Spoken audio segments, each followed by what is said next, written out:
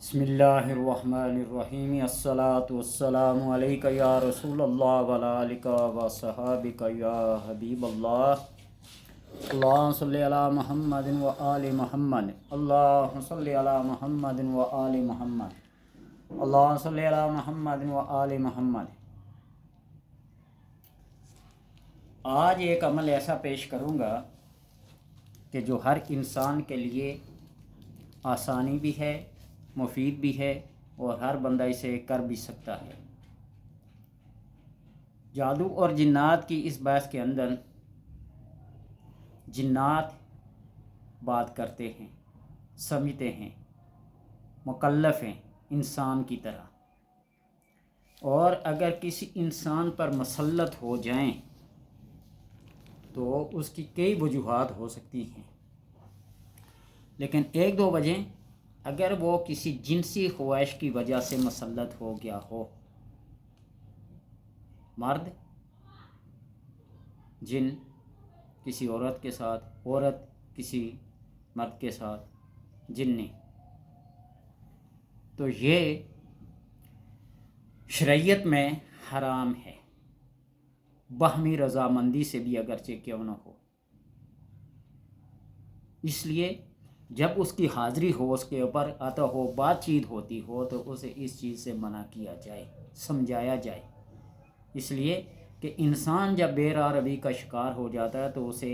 سمجھایا جاتا ہے، اس کے اوپر کوئی تعزیر، کوئی حد، کوئی سزا لاگو ہوتی ہے۔ تو اسی طرح جنات کی بھی جیلیں ہیں، ان کی بھی حدود ہیں، ان کے بھی قصاص ہیں، ان کے بھی بے شمار شرائط اور قواعد ہیں، شریعت ہے، جس کے اوپر عمل پیرا ہو کر وہ اپنے نظام زندگی کو چلا رہے ہیں۔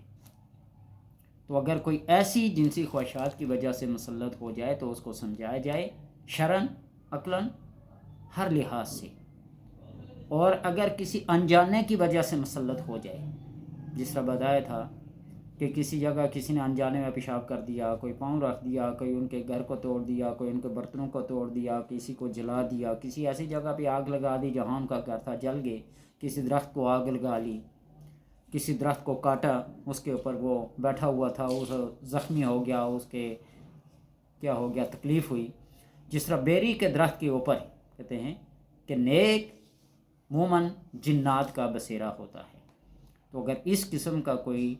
حرکت ہو جائے تو وہ سمجھنے کے قابل ہے، مکلف ہے، شریعت کا پابند ہے، تو اسے سمجھایا جائے۔ یعنی ہر طریقے سے، وہ جنسی خواہشات کی وجہ سے ہو، انجانے کی وجہ سے ہو، یا کسی بھی وجہ سے انسان کے اوپر مسلط ہو کر اسے تکلیفیں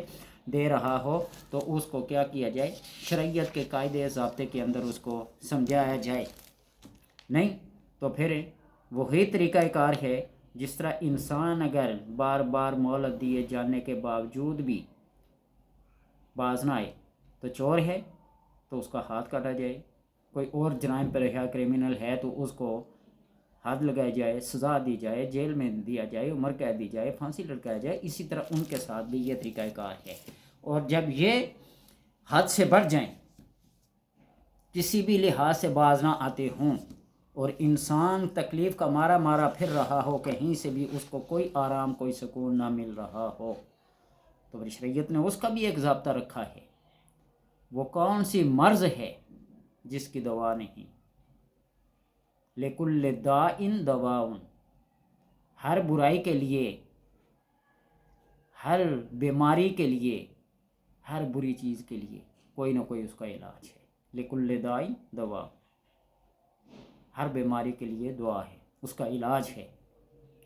میں نے ایک عمل بہت عرصہ پہلے وائرل کیا تھا، ہانڈی کا عمل۔ مٹی کی ہانڈی، اس کے اندر نیمبو، گلاب کے پھول اور لڈو، سوئیاں، کلام ناد علی، یہ طریقہ کار بتایا تھا، اور بہت لوگوں کو اس سے فائدہ ہوا ہے۔ محنت تھوڑی سی اس میں زیادہ ہے، عمل کرنے میں تو معمولی سا لگتا ہے۔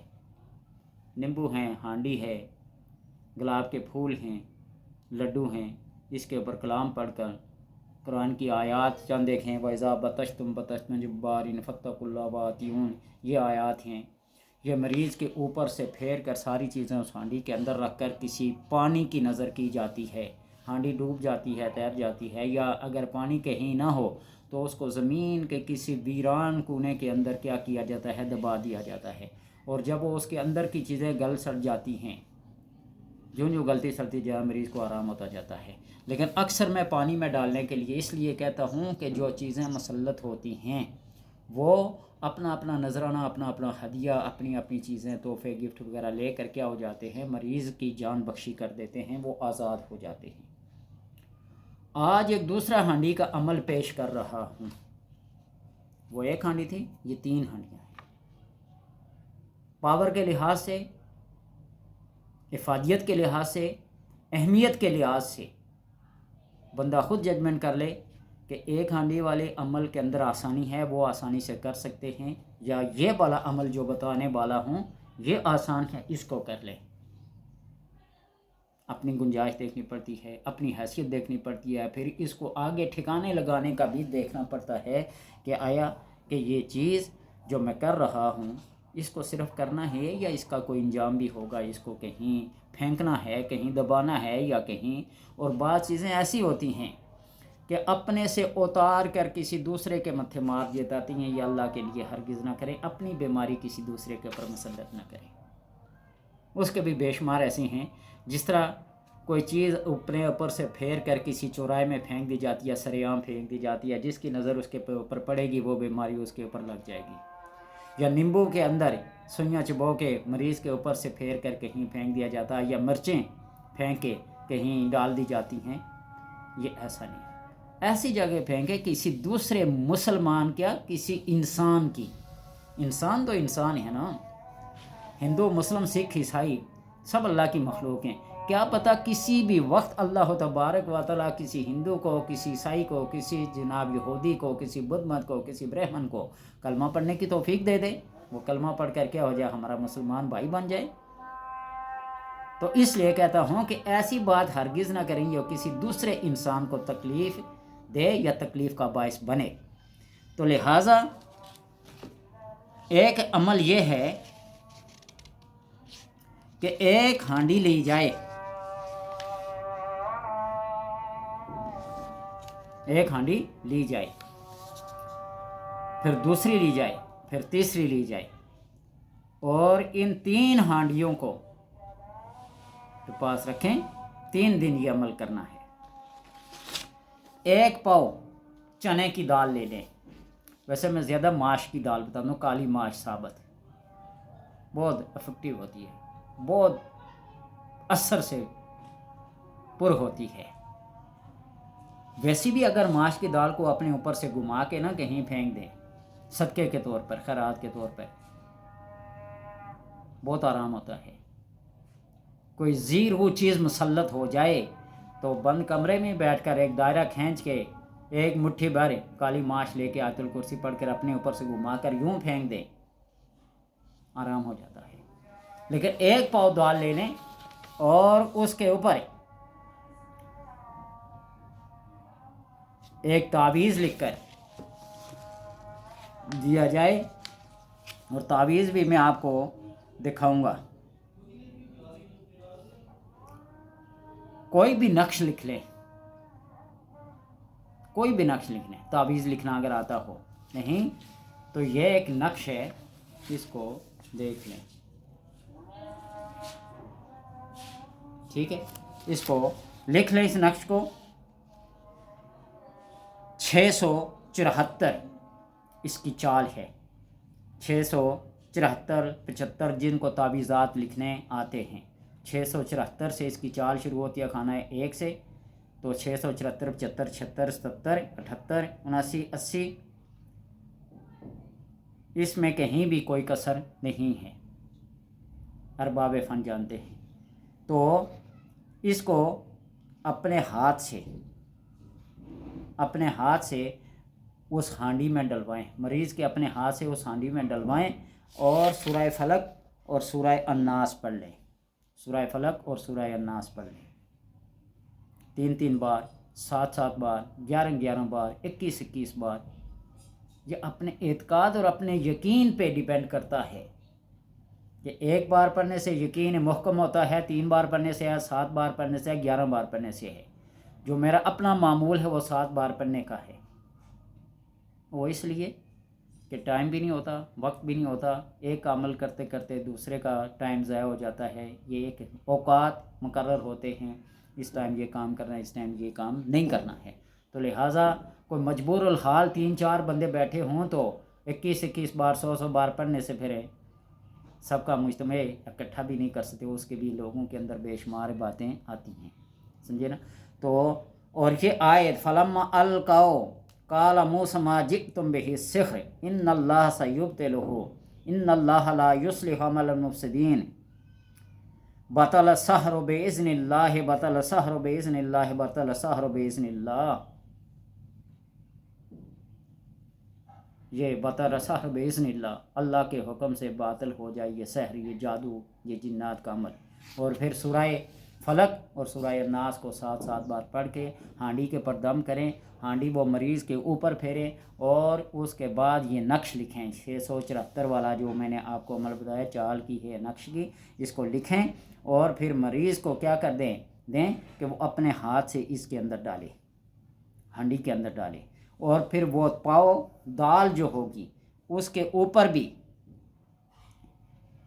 یہ 7 بار پڑھ کر سورہ فلق اور سورہ الناس فلما القوا موسیٰ ما جئتم بالسحر ان اللہ سیبطلہ ان اللہ لا یصلح عمل المفسدین، یہ آیت پڑھ کر 7 بار مریض کو دیں، وہ اپنے ہاتھ سے تعویذ ڈالے اور اوپر دال ڈال لیں، اور دال ڈالنے کے بعد